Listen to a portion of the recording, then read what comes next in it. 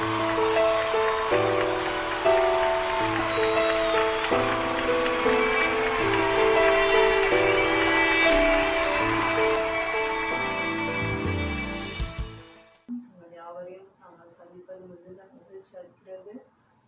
பரிசுத்த ஓய்வு நாளில் கூட நீங்கள் யாவரும் சந்தோஷத்தோடு ஆண்டவர்கள் கழிப்போர்த்தீர்கள் என்று நாங்கள் விசுவாசிக்கிறோம்.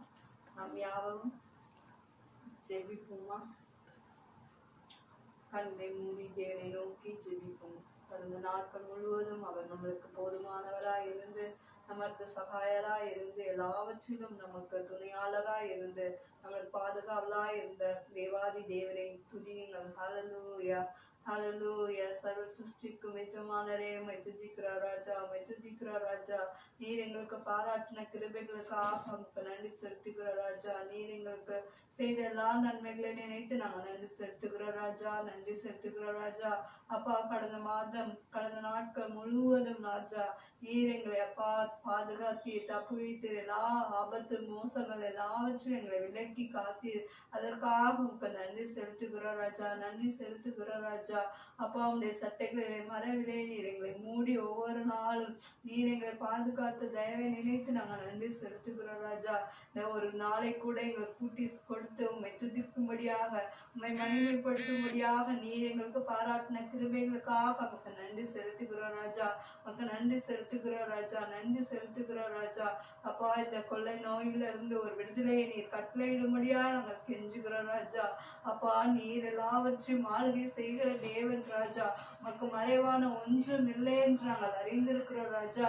நீர் எல்லாவற்றிலும் இருந்து ஒரு அற்புதமான ஒரு விடுதலையை கொடுத்து அப்பா ஒவ்வொரு பிள்ளைகளுக்கும் ஒரு அதிசயத்தை நீ செய்ய வேண்டுமா நாங்கள் கெஞ்சுகிறோம் ராஜா. நம்மளை ஆராதனை ராஜா, நீர் வந்து அசைவாடும்படியா நாங்கள் கெஞ்சுகிறோம் ராஜா. இந்த திவ்ய பிரசன்னம் அப்பா எங்கள் மத்தியில அசைவாடும்படியா நாங்கள் ஜெபிக்கிறோம் ராஜா. இதை பார்த்து கொண்டிருக்கிற ஒவ்வொரு பிள்ளைகளுடைய குடும்பங்களிலையும் நீர் அப்பா அசைவாடும்படியா நாங்கள் ஜெபிக்கிறோம் ராஜா. இந்த சத்தத்தை அவர்கள் கேட்கும்படியாக நீர் அப்பா கிருபை கொடுக்கும்படியா நாங்கள் கெஞ்சுகிறோம் ராஜா. காலை முதல் அப்பா இந்த மாலை வரை ராஜா உம்மை ஆராதிக்கும்படியாக, உம்மை துதிக்கும்படியாக நீர் எங்களுக்கு பாராட்டின இந்த கிருபைகளுக்காக நன்றி செலுத்துகிறோம் ராஜா. வேலையிலோ ராஜா அப்பா, நாங்கள் இந்த தேசத்திற்காக ஒரு விசை கூட உம்மை நோக்கி நாங்கள் கதறுகிறோம் ராஜா. அப்பா, விண்ணப்பம் செய்கிறோம் ராஜா. அப்பா, எவ்வளோ அழிந்து போகிற ஆத்துமாக்கள் அப்பா, உணவு இன்றி அப்பா தங்கும் இடமின்றி தவித்து கொண்டிருக்கிற இந்த நிலைமையை நீர் கண்ணோக்கி பார்த்து அப்பா நீர் மனமிறங்கும்படியா நாங்கள் கெஞ்சுகிறோம் ராஜா. நீர் அதிசயம் செய்யுங்க ராஜா, இவர் அற்புதம் செய்ய வேண்டுமா நாங்கள் ஜெபிக்கிறோம் ராஜா. அப்பா, விசுவாசிக்கிற ஒவ்வொருவரையும் இந்த கரத்திலே கொடுக்கிறோம் ராஜா. எந்த குறைவும் மிஞ்சி அப்பா நீர் மட்டுமாய் நீர் அவர்களை நடத்தின தயவுக்காக நன்றியோடு துதிக்கிறோம் ராஜா. இன்னும் யாரெல்லாம் வேலை இழந்து இருக்கிறார்களோ, யாரெல்லாம் ஒருவேளை சுகவீனமாக இருக்கிறார்களோ, யாரெல்லாம் தேவைகளோடு இருக்கிறார்களோ ஒவ்வொருவருக்கும் அப்பா நீர் நீர் அதிசயம் செய்ய வேண்டுமா நாங்கள் ஜெபிக்கிறோம் ராஜா. நாங்கள் கூப்பிடுவதற்கு முன்பாகவே நீர் மறு உத்தரவு அல்ல தேவன் என்று நாங்கள் வாசிக்கிறோம் ராஜா. அதன் முன்பாக எங்கள் தேவைகள் எல்லாவற்றையும் நீர் அறிந்திருக்கிறேன் ராஜா. அப்பா, இக்கட்டு நாளில் நீர் தான் ராஜா எங்களுக்கு தரேன் அப்பா. அப்பா, நாங்கள் நம்புகிறது உங்க கரத்தினால் வரும் என்று நாங்கள் சங்கீதத்திலே வாசிக்கிறது போல ராஜா. நாங்கள் நம்பியிருக்கிற காரியங்கள் எல்லாவற்றையும் எங்களுக்காக வாய்த்து செய்யும்படியா நாங்கள் ஜெபிக்கிறோம் ராஜா. மாதத்துல ஒரு பெரிய வெளிச்சம் ஒவ்வொரு குடும்பங்களிலும் பாடி கட்டளையிடும்படியா நாங்கள் ஜெபிக்கிறோம் ராஜா. ஒருவேளை அடைக்கப்பட்ட கதவுகள் எங்கள் முன்பாக இருந்தாலும் ராஜா நீர் அப்பா ஒரு வழியை நீர் திறக்க வேண்டுமா நாங்கள் ஜெபிக்கிறோம் ராஜா. எங்களுக்கு ஒரே ஒரு வழி நீர் மாத்திரம் தான் ராஜா. நீரே எங்களுக்கு வழி ராஜா, நீரே எங்களுக்கு சத்தியம் ராஜா. நம்பி இருக்கிறபடியா நீர் எங்களுக்கு ஒரு அற்புதத்தை செய்ய வேண்டுமா நாங்கள் ஜெபிக்கிறோம் ராஜா. இன்னும் யாரெல்லாம் அப்பா இந்த ஜெபத்திலே பங்கு பெறுகிறார்களோ நீர் அவர்கள் குடும்பங்கள் எல்லாவற்றையும் ஆஸ்வதிக்கும்படியா ஜெபிக்கிறோம் ராஜா. அப்பா, அந்த ஆராதனை முழுவதும் உனக்கு கருத்துல கொடுக்கிறோம் ராஜா. நீர் அப்பா பொறுப்படுத்தி நடத்தும்படியாக நாங்கள் கெஞ்சுகிறோம் ராஜா. குற்ற குறைகள் யாவற்றையும் மணி இயேசு நாம் ஜெபிக்கிறோம் நல்ல பிதாவே.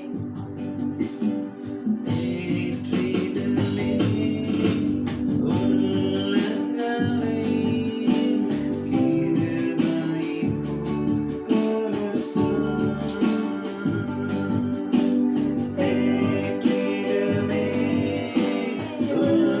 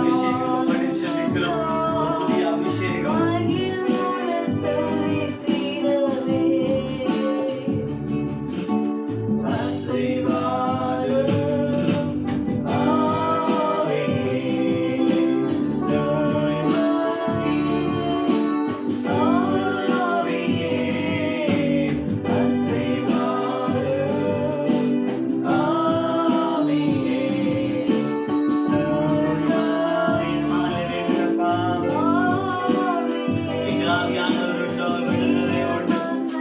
எங்க ஆவியானவர் உண்டோ, உடைய வறண்ட நிலங்கள் எல்லாம் இருட்டாய் மாறட்டும் அப்பா. Let all the dryness be emptied in the name of Jesus, Lord. Fill us. Oh yes, Lord. ஜீவநீர் ஊற்றே எங்களை நிரப்புங்கப்பா. ஜீவநீர் ஊற்றே சுரீர இடமசைய இந்த இடமசைய உள்ளம் நீரப்பு நீரங்கி வாரு எங்கள் இடமசைய இந்த இடமசைய திருமண வீடுகளில் தேவ பிரசன்னம் நிரப்பட்டும்.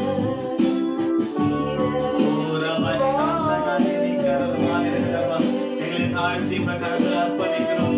ஆவியானவரே எங்களை ஆளுகை செய்வீராகப்பா. Lord, fill us with your presence, O Lord. ஒரு விசை கூட சொல்லுமா, எங்கள் நீரமசைய எங்கள் நீரமசைய உள்ளம் நீரப்பு.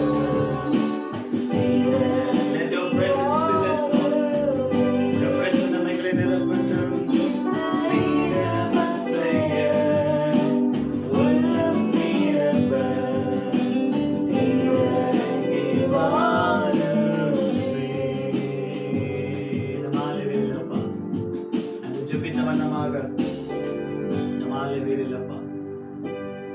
காயப்பட்ட உள்ளங்களை தேவன் தேற்றுவீராகப்பா.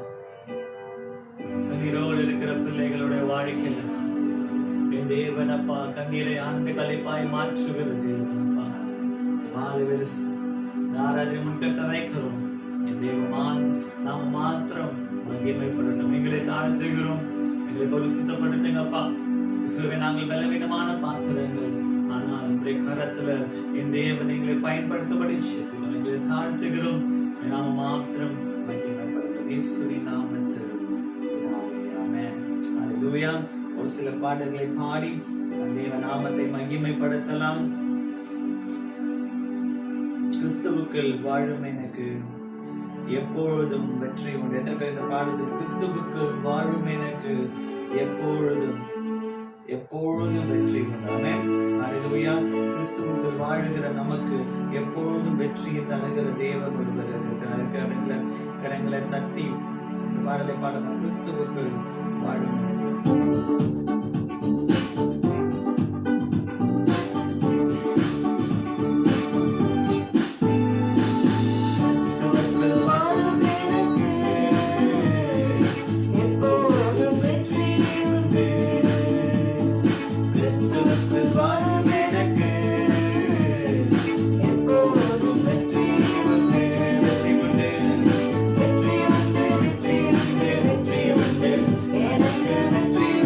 வெற்றி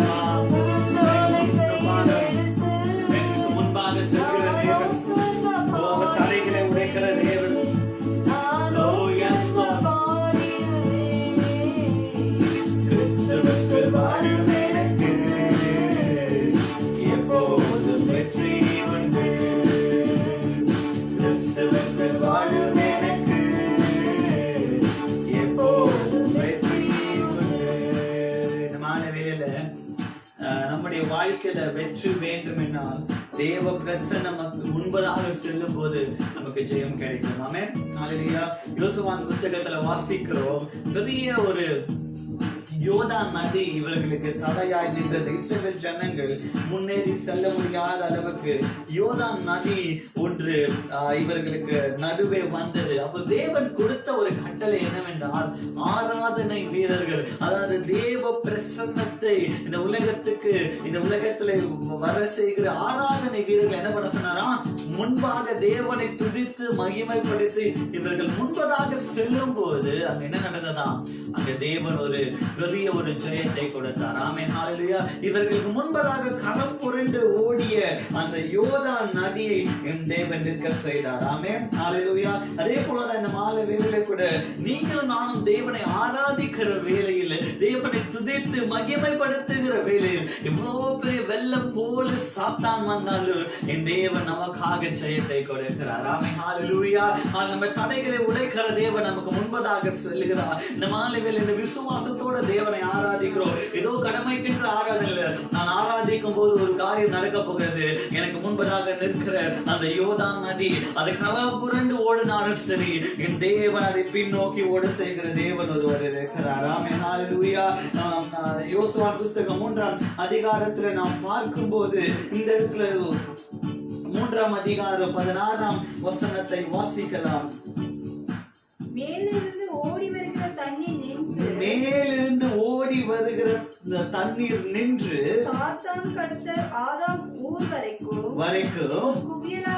ஒரு குவியலாக நின்றது. ஆமென். கேளுங்க, அவ்வளோ பெரிய ஒரு நதி இந்த ஆராதனை வீரர்கள் காலடி வைத்த உடனே என்ன நடந்ததா, ஒரு பெரிய ஒரு குவியலை போல நின்றது. ஆமென். ஹல்லேலூயா. இந்த மாலை வேளையில தேவ பிரசன்னத்தை உணர்ந்து நாம் ஆராதிக்கிற வேளையில தேவ பிரசன்னத்தை இவர்கள் சுமந்து சென்றார்கள். ஆராதனை வீரர்கள் தேவனுடைய உடன்படிக்கை பெட்டி அவர்கள் சுமந்து சென்று எப்பொழுது யோர்தான் நதியில காலை வைக்கிறார்களோ அப்பொழுது அவள் எதிராய் கரம் புரண்டு ஓடிய அந்த யோர்தான் நதி அது பின்னோக்கி சென்றாள். ஆமென். ஹல்லேலூயா. ஒருவேளை நீங்கள் இந்த மாலை வேளையில என்னை சுற்றி இவ்வளவு பெரிய ஒரு ஆறை போல, ஒரு வெள்ளம் போல இவ்வளவு சத்துருக்கள் இருக்கிறார்களே என்று நீங்கள் கலங்கி போய் இருக்கிறீர்களா? நீங்கள் செய்ய வேண்டியது தேவனை துதிக்க துதிக்க, தேவனை மகிமைப்படுத்த, தேவனை ஆராதிக்க, தேவனை உயர்த்தும் பொழுது என் தேவன் சொல்லுகிறார், வெள்ளம் போல சாத்தான் வந்தாலும் உனக்காக ஜெயம் கொடுக்கிற தேவன் ஒருவர் இருக்கிறார். ஆமென். ஹல்லேலூயா. அதே போலதான் அவங்களுக்கு முன்பதாக ஒரு எரிகோ கோட்டை இருந்தது. இவர்கள் ஆராதித்த வேளையில் அந்த எரிகோ மதில் உடைந்தது. ஆமென். ஹல்லேலூயா. என் தேவன் தேடி உண்மையாய் அவரை ஆராதிக்கிறவர்களை தேவன் தேடி வந்திருக்கிறார். ஆவியோடு உண்மையோடும் அவரை தொழுது கொள்ளுகிற ஒரு சபையை தேவன் தேடி வந்திருக்கிறார். இந்த பாடலை ஒரு விசை கூட பாடு. கிறிஸ்துவுக்குள் வாழும் எனக்கு எப்பொழுதும் எனக்கு வெற்றி உண்டு. ஏன் எனக்கு எப்பொழுதும் வெற்றி உண்டு என்றால் அவருடைய பிரசன்னம் என்னோடு கூட இருக்கிறது. ஆமென். ஹல்லேலூயா. ஹல்லேலூயா. கரங்களை தட்டி பாடலாமா? வீடுகளில் கூட எல்லாரும் கரங்களை தட்டி ஆராதிங்க. கிறிஸ்துவுக்குள் வாழும் எனக்கு எப்பொழுதும் வெற்றி உண்டு. கிறிஸ்துவுக்குள் வாழும் எனக்கு எப்பொழுதும் வெற்றி உண்டு. கிறிஸ்துவுக்குள் வாழும் எனக்கு எப்பொழுதும் வெற்றி உண்டு. வெற்றி உண்டு. வெற்றி உண்டு. வெற்றி உண்டு. வெற்றி உண்டு. எனக்கு வெற்றி உண்டு. வெற்றி உண்டு. வெற்றி உண்டு. வெற்றி உண்டு.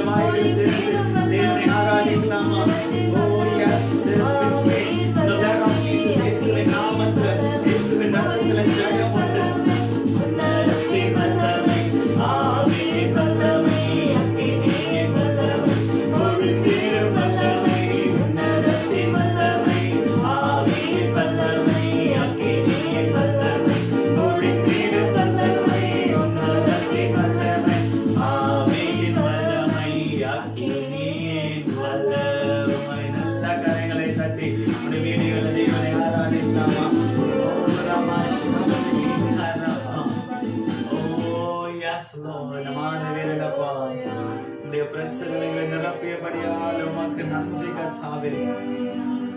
எங்கு ஆவியானவர் உண்டோ அங்கு விடுதலை உண்டு.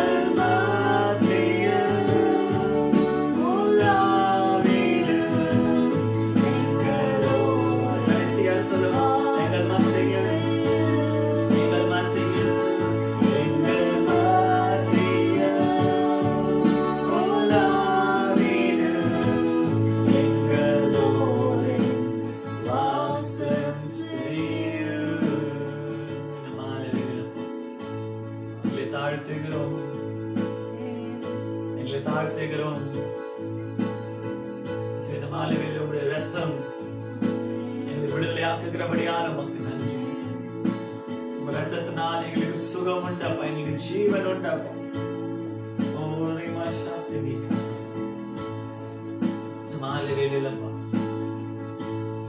தேவனே, எங்கள் மத்தியில நீர் வந்து செய்வாதபடி நாங்கள் சொல்லி எங்களை தகுதிப்படுத்துவீராக. உடைய ரத்தம் எங்களை பரிசுத்தப்படுத்தும். உடைய ரத்தம் எங்களை பரிசுத்தப்படுத்தும். எங்களை பரிசுத்தப்படுத்துங்க. அந்த மாலையில் நீர் வந்து ஆராதனை ஏற்றுக்கொள்ளும்படி நாங்கள் ஜெபிக்கிறோம். எங்களை பரிசுத்தப்படுத்துங்க. ஒரு பரிசுத்த ஆராதனையை மாற்றுகிறோம்.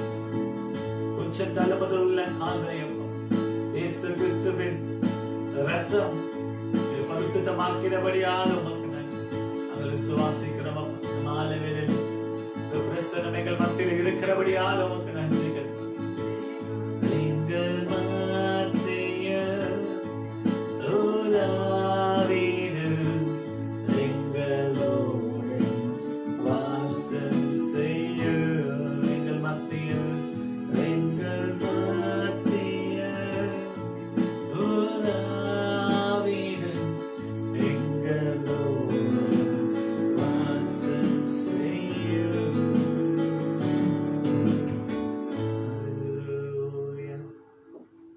Hallelujah.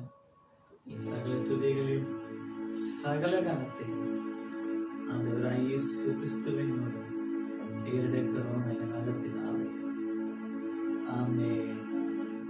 ஹல்லேலூயா.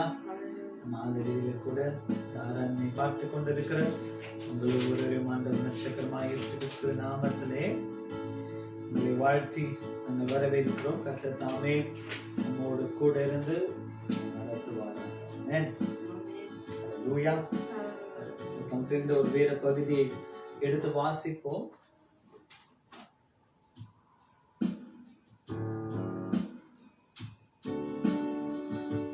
எஸ்தரின் புஸ்தகம்,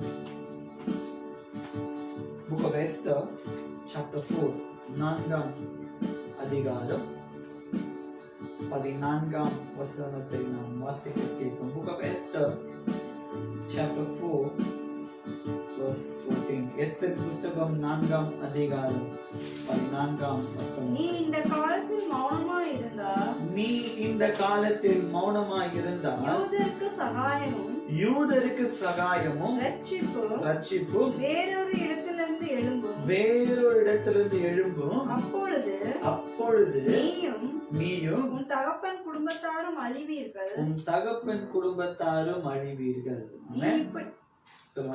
நீ இப்படிப்பட்ட காலத்திற்கு உதவியாய் இருக்கும்படி உனக்கு ராஜ மேன்மை கிடைத்திருக்கலாமோ யாருக்கு தெரியும். இந்த இடத்துல எஸ்தரின் புஸ்தகத்துல வாசிக்கும் போது மொர்தெகாய் எஸ்தருக்கு அனுப்பிய ஒரு செய்தியாய் இருக்கிறது. This is the word that Mordecai sent to Esther. எஸ்தரிடத்துல மொர்தெகாய் கொடுத்த ஒரு வார்த்தை, இப்படிப்பட்ட ஒரு காலத்துல நீ மௌனமா இருந்தால் எப்படி? இப்படிப்பட்ட காலத்துல நீ செயல்படுவதற்காகவே தேவன் உனக்காக இப்படிப்பட்ட ஒரு ராஜாத்தி என்ற ஒரு ஸ்தானத்தை தேவன் கொடுத்தார் என்று மொர்தெகாய் ஞாபகப்படுத்துகிறார் எஸ்தர். இந்த நாளின் செய்தியின் தலைப்பு, live out the purpose of your life. உங்களுடைய வாழ்க்கையில் தேவ சித்தத்தை வாழுங்கள். live out தேவ சித்தத்தை அறிந்து வாழுங்கள் என்பதே என்னுடைய செய்தியின் தலைப்பாய் இருக்கிறது. அதுக்கு ஆதாரமாக எஸ்தரின் புஸ்தகத்துல வாசித்த இடத்துல எஸ்தருக்கு மொர்தெகாய் அழகான வார்த்தையை சொல்கிறார். அது என்ன வார்த்தையா இருக்கிறது? இப்படிப்பட்ட ஒரு சூழ்நிலையில், இப்படிப்பட்ட ஒரு நேரத்துல, இப்படி ஒரு காலத்துல நீ மௌனமா இருந்தால் எப்படி? நல்லா கேட்டுக்கோங்க, எஸ்தர் அந்த தேசத்து ஒரு குடிமகன் அல்ல. She was not a citizen of that country, but God by his grace made her the king. அவர் அந்த queen. God by his grace made her the queen of that nation. தேவன் தன்னுடைய கிருபையால் எஸ்தரை அந்த தேசத்துக்கு ராஜாத்தியாக மாற்றினார். ஆனால் எதற்காக ராஜாத்தியாக மாறினால் என்றதை எஸ்தர் மறக்கிற ஒரு சூழ்நிலை வந்தது. அதே எஸ்தரின் புஸ்தகத்துல 3ஆம் அதிகாரம் 5ஆம் வசனத்தை நாம் வாசிக்க கேட்போம். எஸ்தர் 3ஆம் அதிகாரம் 5ஆம் வசனம். ஆமான் மெர்தெகாய் தன்னை வணங்கி நமஸ்கிருத்ததை கண்டபோது மூர்க்கம் நிறைந்தவனானான். ஆனாலும் மெர்தெகாயின் மேல் மாத்திரம் கை போடுவது அவனுக்கு அற்ப காரியமாய் கண்டது. மெர்தெகாயின் ஜனங்கள் இன்னார் என்று ஆமானுக்கு அறிவிக்கப்பட்டிருந்தபடியால் அகஸ்வேரு ராஜா எங்கும் இருக்கிற மெர்தெகாயின் ஜனமாகிய யூதர் எல்லாரும் சங்கரிக்க அவன் வகை தேடினான். ஓகே, இந்த இடத்துல வாசிக்கும் போது மொர்தெகாய் பார்க்கும்போது ஆமான் என்ன பாங்க வரும்போது மொர்தெகாய் அவனை என்ன பண்ணலாம், அவன் எழுந்து நின்று அவனுக்கு மரியாதை செலுத்தவில்லை என்று ஆமானுக்கு அவ்வளவு ஒரு கோபம் வந்தது. யாரை குறித்து? மொர்தெகாயை குறித்து ஒரு பெரிய ஒரு கோபம் வந்தது. அவன் கோபம் மூண்டவனால் எப்படியாவது இந்த யூத ஜனங்களை அழிக்க வேண்டும் என்று கங்கணம் கட்டி கொண்டிருந்த அதே 3ஆம் அதிகாரம் 9-10 வசனங்களை நாம் வாசிக்கலாம். ராஜாவுக்கு சம்மதியானால் அவர்களை அழிக்க வேண்டும் என்று எழுதி அனுப்ப வேண்டியது. அப்பொழுது நான் ராஜாவின் கஜனாவில் கொண்டு வந்து செலுத்த 10,000 தாலந்து வெள்ளியை எண்ணி காரியக்காரர் கையிலே கொடுப்பேன் என்றான். அப்பொழுது ராஜா தன் கையில் இருக்கிற தன் மோதிரத்தை கலற்றி நல்லா கண்டிப்பான். ஆமா, அவன் கோபம் வந்தவனா இப்ப ராஜாவிடத்துல போகிறான். இப்ப ராஜாவிடத்துல போய் என்ன சொல்லுகிறான்னா, இப்படிப்பட்ட ஒரு கூட்டம் இருக்கிறது, யூத கூட்டம் இருக்கிறது, இவர்களை அழிக்கும்படி நீ என்ன கொடு, நீ கட்டளை கொடுப்பீரா, நான் என்ன பண்ணுவேன் 10,000 தாலந்து என்ன பண்ணுவேனா தங்கத்தை என்ன பண்ண உங்களுக்கு நான் பரிசாய் கொடுப்பேன் என்று இந்த ராஜாவிடத்துல பேசிக் கொண்டிருக்கிறான். இப்ப ராஜா அதை கேட்ட உடனே அவன் என்ன செய்கிறான், தன் மோதிரத்துல இருக்கிற அந்த சிக்னேச்சர் ஸ்டாம்ப் பண்றோம்.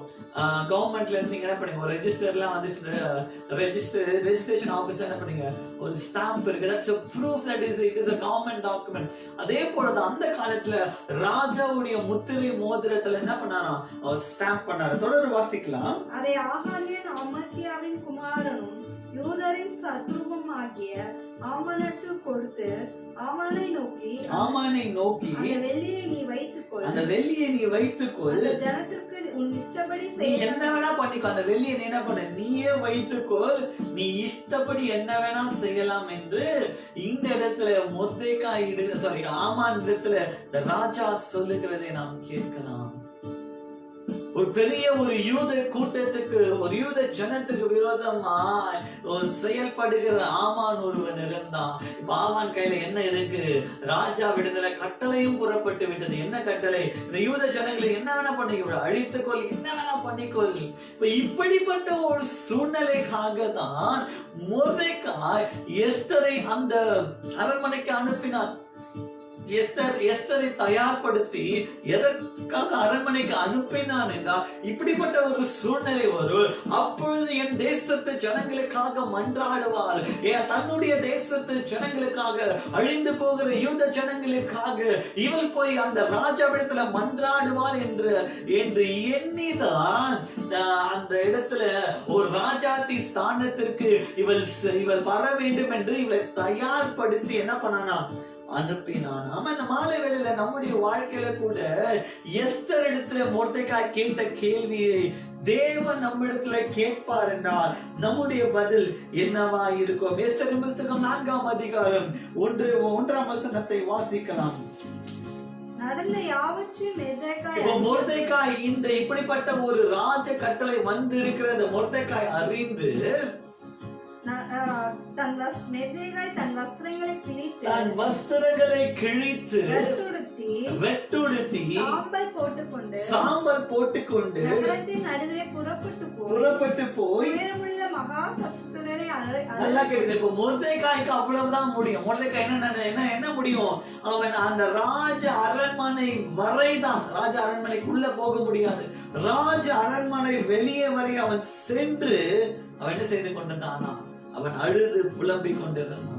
ஏன்னா அவனுக்குள்ள ஒரு துக்கமாய் தன் சாம்பல் அமர்ந்து, ஐயோ என் தேசத்து ஜனங்கள், என் யூத தேசத்து ஜனங்கள் அழிந்து கொண்டிருக்கிறார்களே என்று அவன் துக்கமாய் அவன் அழுது புலம்பிக் கொண்டிருந்தான்.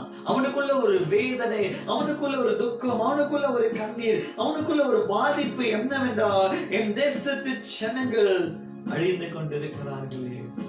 இவ்வளவு கஷ்டத்துல இருக்கிற மொர்தெகாய் இப்போ அவனுக்கு ஞானம், ஐயோ எஸ்தர் ஒருத்தி இருக்கிறாளே, எஸ்தர் ராஜாத்தியாக இருக்கிறாளே, இப்ப நான் எஸ்தருக்கு என்ன பண்றேன்? ஒரு வார்த்தையை அனுப்புகிறான். அதுதான் எஸ்தர். அதே 4ஆம் அதிகாரத்துல வாசிக்கும் போது 4ஆம் அதிகாரம் 12ஆம் வசனத்தை வாசிக்கலாம். எஸ்தரின் வார்த்தைகளை மொர்தெகாய்க்கு தெரிவித்தார்கள். மொர்தெகாய் எஸ்தருக்கு திரும்ப சொல்ல சொன்னது, நீ ராஜாவின் அரண்மனையில் இருக்கிறதுனால் மற்ற யூதர் தப்பிக்க கூடாது. நீ ராஜாவின் அரண்மனை இருக்கிறதுனால் மற்ற யூதர் தப்ப கூடாது இருக்க, மற்ற யூதர்கள் தப்ப கூடாது இருக்க, நீ தப்புவா என்று நல்லா கேட்டு, நீ தப்புவா என்று மனதில் நினைவு கொள்ள. நல்லா கேட்டு. இப்ப மொர்தெகாய் என்ன சொல்லுகிறான்? நீ அரண்மனையில இருக்கிற, அதனால நீ என்ன பண்ணுவ? இந்த ராஜ கட்டளைக்கு தப்பித்துக் கொள்ளுவாய் என்று நீ என்ன பண்ணாத, நினைக்காத. நீ இந்த காலத்தில், அதாவது யூத ஜனங்களுக்கு விரோதமா இந்த கையெழுத்து வந்திருக்கிறது. இந்த காலத்தில் நீ மௌனமா இருந்தால் யூதருக்கு சகாயம், ரட்சிப்பு வேறொரு இடத்திலிருந்து எழும்பும். நல்லா கேட்டுக்கோங்க. இப்ப இந்த இடத்துல மொர்தெகாய் எஸ்தருக்கு கொடுக்கிற வார்த்தை, நீ மௌனமா இருப்பாய் என்றால் என் தேவன் என்ன பண்ணுவாரு? வேற ஒரு வாசலை திறப்பார். என் தேவன் ரட்சிப்பதற்கு அவர் உண்மை உள்ளவராக இருக்கிறார். ஆமென், ஹல்லேலூயா. தன்னுடைய ஜனத்தை ரட்சிக்க என் தேவன் உண்மை உள்ளவராக இருக்கிறார். நீங்க வாசிக்கிறா, நீங்க வேதத்துல தேவன் என்ன கழுதையை கொண்டு கூட என்ன பண்ணாரா? அவர் பேசினார். அந்த மாலை வேளையில தேவன் உங்களையும் என்னையும் பார்த்து கேட்கிற ஒரு கேள்வி, இந்த காலத்தில் நீ மௌனமா இருந்தால் ரட்சிப்பு வேறிடத்திலிருந்து வர செய்ய தேவன் உண்மை உள்ளவராய் இருக்கிறார். ஆனால் தொடர்ந்து வாசிக்கலாம். அப்பொழுது நீயும் தகப்பன் குடும்பத்தாரும் அழிவீர்கள். நீ இப்படிப்பட்ட காலத்தில் உதவியா இருக்கும்.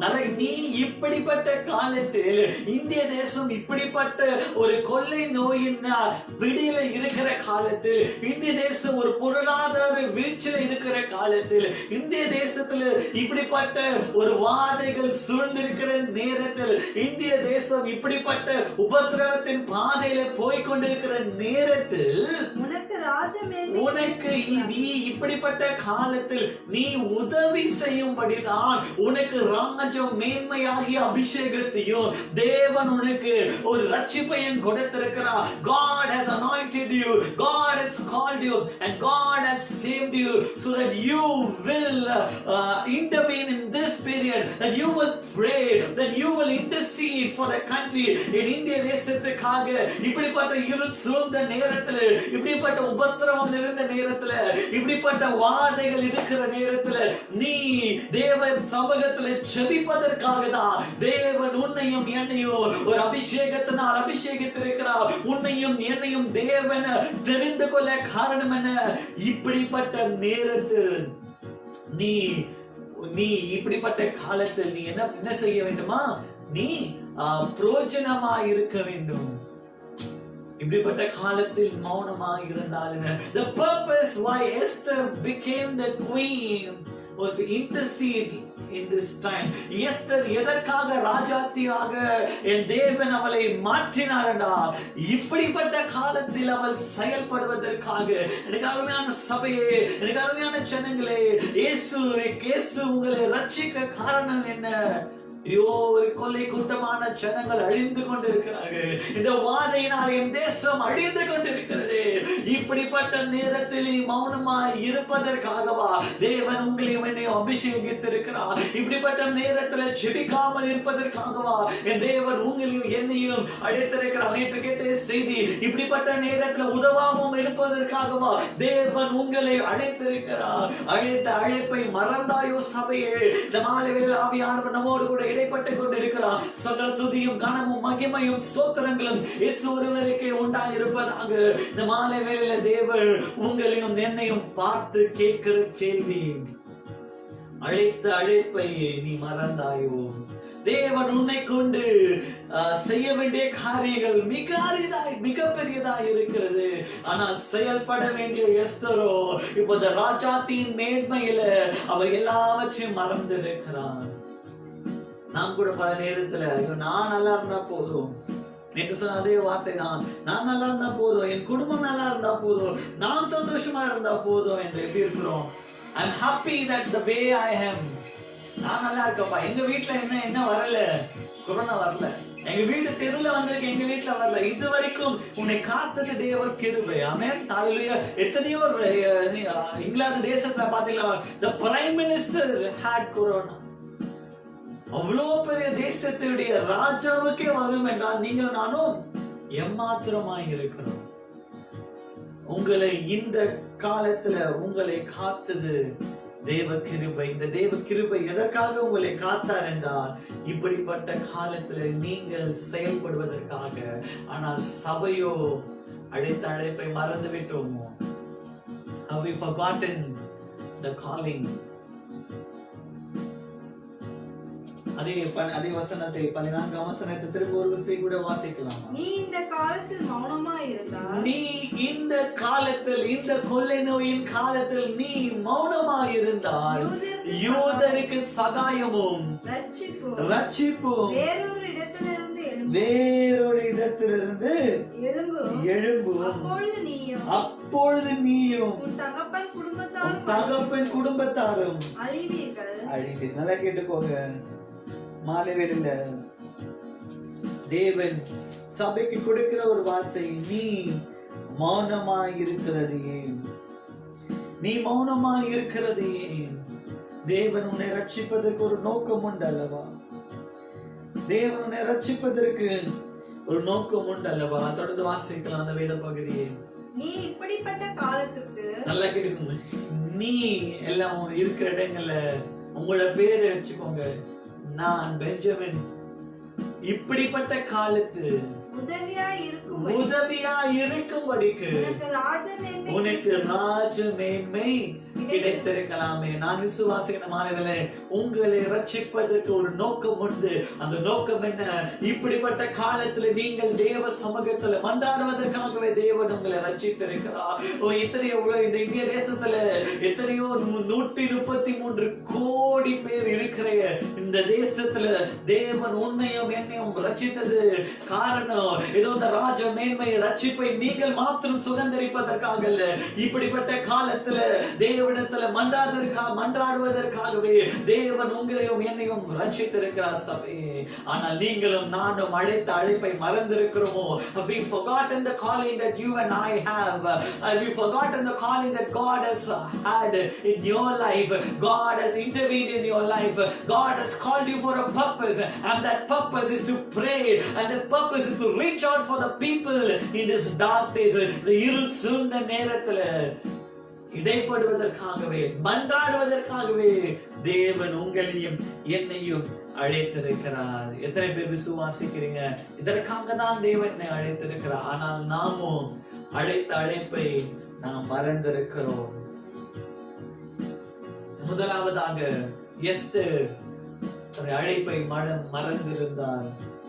ஆனால் அதே எஸ்தர் 8ஆம் அதிகாரம் 7-8 வசனங்களை வாசிக்கும் போது மொர்தெகாய் அவளை தொடர்ந்து வற்புறுத்தியபடியால் என்ன செய்யலாம்? நான் செத்தாலும் சாகிறேன், நான் என்ன பண்றேன்? போய் ராஜாவிடத்துல நான் மன்றாடுகிறேன் என்று போய் ராஜாவிடத்துல பேசினான். அவங்க நடந்த காரியங்கள் உங்களுக்கு தெரியும். ஆனா ஒரு எஸ்தர் செயல்பட்டதினால் ஒரு யூத கோத்திரத்துக்கு ஒரு பெரிய ஜெயம் வந்தது. ஆமென், ஹல்லேலூயா.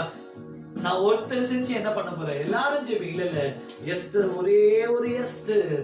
ஒரே ஒரு மொர்தெகாய் செயல்பட்டதினால் ஒரு பெரிய ஒரு ரட்சிப்பு யூத ஜனங்களுக்கு வந்தது. ஆமென், ஹalleluya. எஸ்தர் புத்தகம் 8ஆம் அதிகாரம் 7-8 வசனங்களை வாசிக்கலாம். அப்பொழுது அகஸ்வேரு ராஜா ராஜாத்தியாக எஸ்தரையும் யூதனாகிய மொர்தெகாயையும் நோக்கி ஆமானின் வீட்டை எஸ்தருக்கு கொடுத்து அவன் யூதன் மேல் தன் கையை போட்டு எத்தனித்தபடியினால் அவனை மரத்திலே தூக்கி போட்டார்கள். யார் யூதர்களை அழிக்க வேண்டும் என நினைத்தானோ அவனுடைய வீட்டை எஸ்தருக்கு இந்த ராஜா கொடுத்தது மாத்திரமல்ல, யூத ஜனங்களுக்கு விரோதமாய் எழுதிய அந்த சட்டத்தையே மாற்றி திரும்பவும் வேறொரு சட்டத்தை அவன் எழுதினான். எஸ்தர் புத்தகம் 8ஆம் அதிகாரம் 16-17 வசனங்களை வாசிக்கும் போது அந்த இடத்துல யூத ஜனங்கள் மத்தியில ஒரு பெரிய ஒரு ஆர்ப்பரிப்பு, there was celebration for the Jews. Why? Because of one Esther and one Mordecai.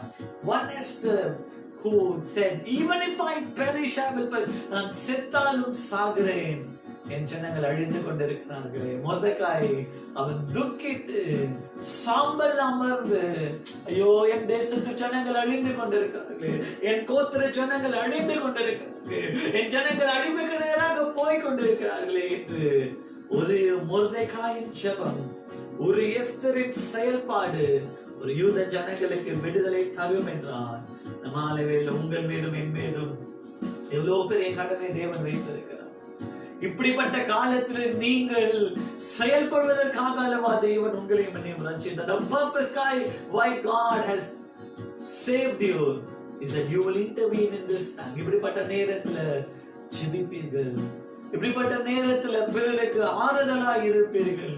இப்படிப்பட்ட நேரத்துல நீங்கள் ஒரு எஸ்தரை போல, ஒரு மொர்தெகாயை போல அழிந்து போகிற ஆத்துமாக்களுக்காக நீங்கள் பரிதபிப்பீர்கள் என்று தேவன் கருதி அல்லவா உங்களை ரட்சித்தார். அழைத்த அழைப்பை மறந்தாயோ சபையே? அருமையான மகனே, ஆதியிலிருந்த அன்புக்கு திரும்பு, ஆதியிலிருந்த அழைப்புக்கு திரும்பு. எஸ்தரை மொர்தெகாய் அந்த ராஜ அரண்மனைக்கு அது தயார்படுத்த காரணம் என்ன? இப்படிப்பட்ட காலத்துல அவர் உதவியாய் இருப்பாள் என்று தான்.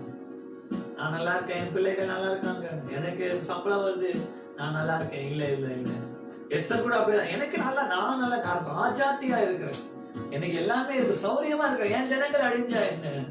இல்ல இல்ல, எஸ்தர் இப்படிப்பட்ட காலத்துல செயல்படுவதற்காக தான் தேவன் உன்னை அழைத்தார். மகனே, இப்படிப்பட்ட காலத்துல நீ மௌனமாய் இருப்பது என்ன? இப்படிப்பட்ட காலத்துல நீ மௌனமாய் இருப்பது என்ன? தேவன் இந்த மாலைவேளை சபையை பார்த்து கேட்கிற கேள்வி, அழைத்த அழைப்பை நீ மறந்தாயோ? இரண்டாவதாக ஆபிரகாமை பார்க்கும் போது நேரம் கடந்து விட்டது. வேறு பகுதி நிறைய வாசிக்கல. ஆதியாகமம் 18ஆம் அதிகாரத்துல வாசிக்கும் போது தேவன் அந்த சோதோம் குமாரா பட்டணத்தை நான் அழிப்பேன் என்று சொன்ன பொழுது ஆபிரகாம் கெஞ்சுகிறான், தேவனே 50 பேர் இருந்தா அந்த தேசத்தை அழிக்காமல் இருப்பீங்களோ, 40 பேர் இருந்தா அழிக்காமல் இருப்பீங்களோ, கடைசியில 10 பேர் இருந்தா அழிக்காமல் இருப்பீர்களோ என்று தேவனிடத்துல மன்றாடினான். 18ஆம் அதிகாரத்துல 20ஆம் வசனத்தை 33ஆம் வசனத்தை வாசிக்கலாம். கர்த்தர் ஆபிரகாமோடு பேசி முடித்த பின்பு போய்விட்டார். ஆபிரகாம் தன்னுடைய இடத்திற்கு திரும்பினான். அப்பொழுது அவன், ஆண்டவனுக்கு கோபம் வராதிருப்பதாக நாம் இன்னும் ஒரு விஷயம் மாத்திரம் பேசுகிறேன். நல்லா கேட்டுக்கோ, இவ்வளவு நேரம் போராடினா கடைசி இன்னும் ஒரே ஒரு chance, Lord give me one more chance, let me plead again. இன்னொரு முறை திரும்ப தேவனிடத்துல போய் கேட்ட கேள்வி, 10 நீதிமான்கள் அங்கே காணப்பட்டாலும் என்றார். அதற்கு அவர் 10 அந்த தேசத்துல என்னங்க அவ்வளவு பெரிய பட்டணத்துல தேவன் சொன்னார், 10 நீதிமான் கூட இல்ல, நான் என்ன பண்ண போறேன்? அதை அழிக்க போகிறேன். ஆனால் ஆபிரகாமோ மன்றாடி கொண்டிருந்தான். ஆபிரகாம் தெரியும், லோத்து ஒருவேளை என் சம்பத்தை எடுத்துக்கொண்டு போயிருக்கலாம், தன் கண்களுக்கு இச்சையா இருக்கிறது போல பச்சை பசேன்னு இருக்கிற தேசத்தை அவன் தனக்கு சிலர் கூட நம்ம யோசிக்கலாம், செத்தா சாகலாம், போனா போகட்டும், நம்ம தான் நல்லா இருக்கிறோமே. பலருக்கு என்ன சிலர் என்ன நினைக்கிறோம்னா அவங்களுக்கு தானே வந்திருக்கு. இல்ல ஆபிரகாமை விட்டு போன லோத்துக்காக ஆபிரகாம் பரிதபிக்கிறான். தன்னுடைய சம்பத்தை எடுத்துக்கொண்டு போன லோத்து தன் கண்களுக்கு பச்சை பசேன்னு இருக்கிற எல்லா தேசத்தையும் தனக்கென்று வைத்துக் கொண்டு போன லோத்துக்காக அவன் மன்றாடுகிறான். ஏன் நீங்களும் நானும் மன்றாடக்கூடாது? Why can't you and I intercede for our people? நம்ம நினைக்கிறோம் அவங்க எல்லாம் பாவம் செஞ்சு, அவங்க எல்லாம் பாவிங்க. லோத்தை ஆபிரகாம் அப்படி விடல. லோத்துக்காக, அந்த தேசத்துக்காக அவன் மன்றாடினான். ஏசாயாவின் புஸ்தகம் 6ஆம் அதிகாரம் 8ஆம் வசனத்துல வாசிக்கும் போது தேவன் கேட்ட ஒரு கேள்வி, யாரை நான் அனுப்புவேன், யார் என் விலையாய் போவார்? வாசிக்கலாம். 6ஆம் பின்பு யார் ஏசாயாவை பார்த்து தேவன் கேட்ட ஒரு கேள்வி, யாரை நான் அனுப்புவேன், யார் நமது காரியமாய் போவான் என்று ஆண்டவருடைய சத்தத்தை கேட்டு, நல்ல ஆண்டவருடைய சத்தத்தை இந்த மாலையில தேவன் கேட்கிற கேள்வி, யாரை நான் அனுப்புவேன்? யார் மன்றாடுவார், யார் ஜெபிப்பார், யார் இந்த இருள் சூழ்ந்த நேரத்துல யார் மன்றாடுவார்? ஒரே ஒரு யோனாவின் பிரசங்கம் ஒரு பட்டணத்தை ரட்சித்தது. நம்ம எல்லாரும் எழுப்பதற்காக ஜெபித்துக் கொண்டிருக்கோம், பலர் எழுப்பதற்காக ஜெபித்துக் கொண்டிருக்கிறோம், நல்லது. ஆனா யோனா என்ன செய்ய, எழுப்புதல் எப்பொழுது வரும் என்றால், எப்போது நீங்கள் தேவ சித்தத்துக்கு கீழ்ப்படிந்து நீங்கள் பிரசங்கிக்கிறீர்களோ அப்பொழுது எழுப்புதல் வரும். பலர் என்ன யோசிக்கணும்னா, இந்த எழுப்புதல் என்பது வேற வேற காரியங்கள் இல்லை. எழுப்புதல் இது வித்தியாசமான அனுபவங்கள் இருந்தாலும் நான் விசுவாசிக்கிறேன், எழுப்புதல் எப்பொழுது வரும் என்றால், எப்பொழுது தூங்கி கொண்டிருக்கிற ஒரு யோனா எப்பொழுது தேவ சித்தத்துக்கு ஒப்பு கொடுத்து தேவன் சொன்ன அந்த நினைவே பட்டணத்துக்கு போகிறானோ, எப்பொழுது பிரசங்கிக்கிறானோ அப்பொழுது ஒரு எழுப்புதல் கடந்து வரும். ஒரே ஒரு வசனத்தை வாசித்து முடிக்க போறோம். நீங்க சிம்சோட வாழ்க்கையில பார்க்கும் போது அழைப்பை மறந்த சிம்சோன் கடைசியாக அவன் ஆள வேண்டிய தேசத்திலேயே அவன் மடிந்தான். சிம்சோன் அந்த ஒரு 2 வசனத்தை வாசிக்கலாமா? ஜட்ஜஸ் நியாயாதிபதிகள்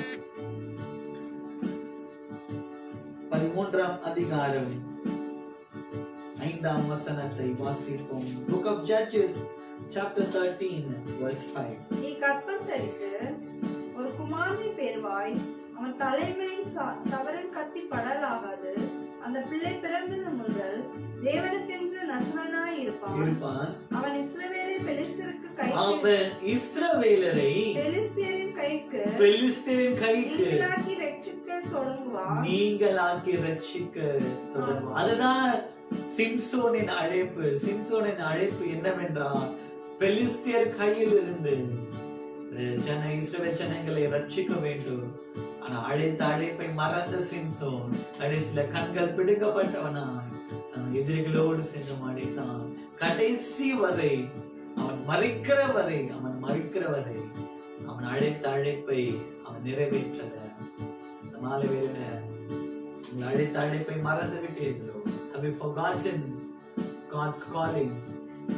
கடைசியாக மத்தேயு சுவிசேஷம் 8ஆம் அதிகாரம், நவம்பர் 9ஆம் அதிகாரம் 35 முதல் 37 வசனங்களை நாம் வாசித்து முடிப்போம். பின்பு இயேசு சகல பட்டணங்களையும் கிராமங்களையும் சுற்றி நடந்து ஜெப ஆலயங்களில் உபதேசித்து ராஜ்யத்தின் சுவிசேஷத்தை பிரசங்கித்து ஜனங்களுக்கு உண்டாயிருந்த சகல வியாதி தம்முடைய சீஷர்களை நோக்கி அறுப்பு மிகுதி வேலையாட்களோ கொஞ்சம் ஆதலால் அறுப்புக்கு எஜமான் அறுப்புக்கு வேலையாட்களை அனுப்பும்படி அவரை வேண்டிக் கொள்ளுங்கள். மாலை வேளையில தேவன் கேட்கிற ஒரு கேள்வி, harvest is plenty. God wants workers. அறுவடையோ மிகுதியாய் இருக்கிறது, ஆனா ஆட்களோ வெகு குறைவாய் இருக்கிறார்கள். மாலை வேளையில ஆவியானவர் நம்மோடு கூட பேசி இருக்கிறார். God has spoken to each and every one of us, saying the harvest is plenty. எஸ்தரே மௌனமாய் இருக்கிறார், ஆபிரகாம் மௌனமாய் இல்லை, யோனா தூங்கி கொண்டிருந்தான், சிம்சோன் அழைத்த அழைப்பை இழந்து போனான். மாலை வேளையில நீங்களும் நானும் எப்படிப்பட்ட கூட்டத்துல இருக்கிறோம்? தேவன் கேட்கிற கேள்வி, அழைத்த அழைப்பை மறந்தாய்? Have you forgotten God's calling in your life? Have you forgotten the God who called you? Have you forgotten why, the purpose why God called you? ரேகங்களை முடி தேவ சமூகத்துல இயேசுவே என் அழைப்பை புதுப்பிக்கிறோம், இயேசுவே என் அழைப்பை புதுப்பிக்கிறோம். Lord, renew our calling, Lord. God, renew my calling. If I have forgotten your calling, இந்த அழைப்பை நான் மறந்திருப்பேன் என்றால், என் தேவனே அழைத்த அழைப்புல நான் உண்மையாய் இருக்க ஆவி ஆத்துமா சரீரத்தை பாதத்துல அர்ப்பணிக்கிறேன். என் தேவனே, நீர் எங்களோடு கூட பேசின வார்த்தைகளுக்காக உமக்கு நன்றி. எஸ்தரை போல நாங்கள் மன்றாட, மொர்தெகாயை போல நாங்கள் மன்றாட, ஆபிரகாமை போல நாங்கள் மன்றாட இதோ எங்களை ஒப்பு கொடுக்கிறோம். இருக்கிற நாட்கள் அப்பா, என் தேசம் இவ்வளவு பெரிய கொள்ளை நோயில ஆயிரக்கணக்கான ஜனங்கள் மடிந்து கொண்டிருக்கிறார், லட்சக்கணக்கான ஜனங்கள் மன்னிக்கணும், லட்சக்கணக்கான ஜனங்கள் இந்த இருள்ல மாட்டிக்கொண்டிருக்கிறார். இந்த வைரஸ் நிமித்தம் பாதிக்கப்பட்டு கோடிக்கணக்கான ஜனங்கள் தன் வாழ்வாதாரத்தை இழந்து போயிருக்கிறார்கள். ஆனா ஜெபிக்க வேண்டிய சபையோ, மன்றாட வேண்டிய எஸ்தரோ, மன்றாட வேண்டிய ஆபிரகாமோ, மன்றாட வேண்டிய யோனாவோ அழைத்த அழைப்பை மறந்து போனாயோ? தேவன் மாலை வேலையில கூட பேசி இருக்கிறார். நாம மையமைப்படுவது அப்படியே இருக்கிற இடத்துல கண்களை மூடியப்பா. ஒரு பாஷாந்தி நீ கரவாய்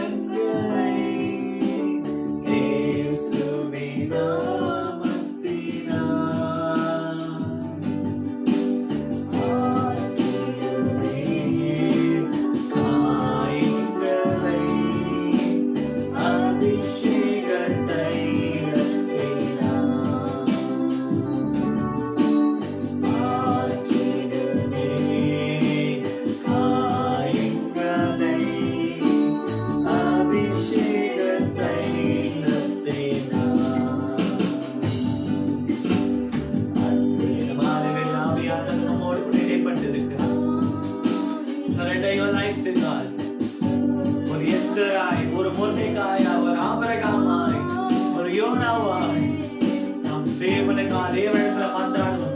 அழிந்து போகிற ஆத்துமாக்களுக்காக மன்றாடணும். சிம்சோனை போல இருக்க வேண்டும். சிம்சோனை போல அழைத்த அழைப்பை மறந்து, எதற்காக அழைக்கப்பட்டானோ அதை மறந்து போனானே. மாநிலப்பா பிரசனமே நிரப்பட்டுமா யாவி ஆத்துமா சரீரத்தை மாதத்தை அர்ப்பணிக்கிறோம் அப்பா. Lord, we surrender our life unto you, Lord. எங்களுள்ள நிரம்பல் இறங்கி வாரும். அன்பின் பரலோக பிதாவே, அருமையான மாலை வேளைக்காக நன்றி. என் தேவன் எங்கள் மத்தியில இடைப்பட்டபடியாக செபிக்காமல் இருந்திருப்பேன் என்றான். இயேசுவே, அழிந்து போகிற ஆத்துமாக்களுக்காக நான் பரிதபிக்காமல் இருந்திருப்பேன் என்றான். என்னை மன்னிங்கப்பா, என்னை மன்னிங்கப்பா, என்னை பரிசுத்தப்படுத்துங்கப்பா. அழைத்த அழைப்பை நான் மறந்திருப்பேன் என்றான். இதோ நான் திரும்ப என்னை அர்ப்பணிக்கிறேன். Lord, I surrender my life once again into your hands, Lord. அழைத்த அழைப்பை மறந்து போனாயோ சபை, மகனே மகளே அழைத்த அழைப்பை மறந்தாலும் இதோ தேவனே என்னோட கருத்துல ஒப்பு கொடுக்க அழைத்த அழைப்பை அப்பா தேவனே நீர் புதுப்பீங்கப்பா. கம் பேக் எத்தனை பேர் சொல்ல விரும்புறீங்கப்பா இதை புதுப்பீங்கன்னு சொல்றோம். கரங்களை உயர்த்தியப்பா இதோ நான் திரும்ப ஒரு விசை கூட என்னை எஸ்தராய் மாற்றுங்க, ஒரு மொர்தெகாயை மாற்றுங்க, ஒரு ஆபிரகாமாய் மாற்றுங்கப்பா, ஒரு யோனாவாக மாற்றுங்க. எங்கள் மூலமாக தேவன் செய்ய இருக்கிற கிரியைகளுக்காக உமக்கு நன்றி கர்த்தாவே. When you surrender, God is willing to do great and mighty things through you. யோனா எப்போது தேவனுக்கு அர்ப்பணித்தானோ அவனை கொண்டு ஒரு பெரிய ஒரு தேசத்தையே தேவன் ரட்சிப்பார் என்றார். உங்களையும் என்னையும் கொண்டு தேவன் பெரிய காரியங்களை செய்வார். God is not looking at people who are able, but God is looking at people who are available. யாரால் செயல்பட முடியும் என்றல்ல, யார் இப்போது ஆயத்தமாக இருக்கிறார்களே அவர் தேவன் கிடத்தில் நம்மளை ஒப்பு கொடுக்கிறேன், என்னை தாழ்த்துகிறேன், குடும்பத்தை தாழ்த்துகிறேன், சபையை தாழ்த்துகிறேன் அப்பா கிடத்துல ஒப்பு கொடுக்கிறேன். அழிந்து போகிற ஆத்மாக்களுக்காக செபிக்க ஒப்பு கொடுக்கிறேன். சகல துதியும் கனத்தையும் மகிமையும் ஆண்டவராகிய இயேசு கிறிஸ்துவின் மேல் இருக்கிறோம் எங்கள் நல்ல பிதாவே. ஆமென் ஆமென். கர்த்தராகிய இயேசு கிறிஸ்துவின் கிருபையும் பிதாவாகிய தேவனுடைய அன்பும் பரிசுத்த ஆவியானவருடைய அன்யோன்யம் ஐக்கியமும் சமாதானமும் பாதுகாப்பும் வழி நடத்தும் அனைவரோடும் கூட என்றும் இருப்பதாக. ஆமென். ஆத்துமாவே கர்த்தரை ஸ்தோத்திரி, என் முழுதுமே பரிசுத்த நாமத்தை ஸ்தோத்திரி. என் ஆத்துமாவே கர்த்தரை ஸ்தோத்திரி, கர்த்தர் செய்த சகல உபகாரங்களையும் மறவாதே. God bless you. Now Paul